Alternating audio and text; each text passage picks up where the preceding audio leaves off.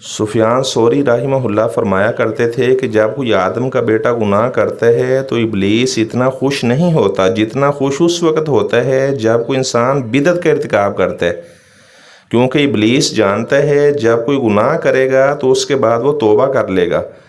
لیکن جب کوئی بدعت کرے گا تو وہ توبہ نہیں کرے گا، کیونکہ بدعتی انسان اس گناہ کو گناہ سمجھ کے نہیں بلکہ عبادت سمجھ کے کر رہا ہوتا ہے۔ تو بدعتی آدمی بغیر توبہ کیے مرتا ہے، گویا گناہ گار گناہ کرے گا تو توبہ کر لے گا، لیکن بدعتی انسان وہ تو اسے گناہ سمجھ نہیں رہا تو وہ اسے عبادت سمجھ کے کرتا ہے۔ تو سفیان ثوری رحمہ اللہ فرمایا کرتے تھے کہ ابلیس کو زیادہ خوشی اس وقت ہوتی ہے جب کوئی انسان بدعت کا ارتکاب کرتا ہے۔ دین اسلام کے اندر بدعت حسنہ اس کا کوئی تصور نہیں ہے،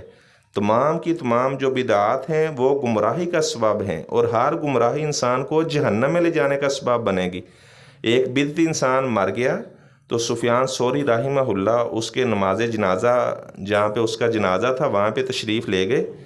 اور جب سارے لوگوں نے دیکھ لیا، لوگوں نے سمجھا شاید اس سفیان ثوری رحمہ اللہ اس کا نماز جنازہ پڑھانے کے لیے آئے ہیں۔ وہ بغیر نماز جنازہ پڑھے وہاں سے جانے لگے اور لوگوں سے کہنے لگے، لوگوں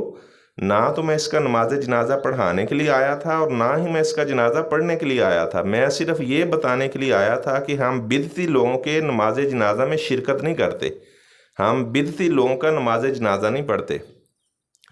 اسی طرح سلیمان تیمی رحمہ اللہ یہ صحیح بخاری کے راوی ہیں، جب ان کی وفات کا وقت آیا تو زاروں قطار رونے لگے، تو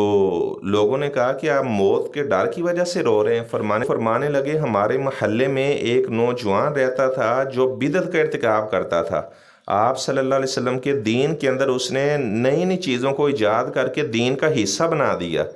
اور وہ غیر اللہ کو اس طرح قادر سمجھا کرتا تھا جیسے اللہ تعالیٰ ہر چیز پر قدرت رکھنے والا ہے۔